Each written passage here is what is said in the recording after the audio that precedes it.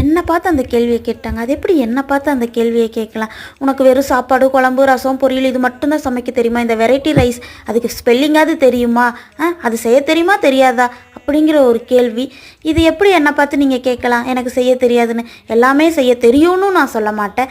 ஆனால் அதுக்காக இது மட்டும்தான் எனக்கு செய்ய தெரியும்னு நான் சொல்ல மாட்டேன். எனக்கு தெரிஞ்சதை தெரிஞ்ச மாதிரி பண்ணுவேன், தெரியாததை யூடியூப் பார்த்து பண்ணுவேன், அவ்வளோதான்.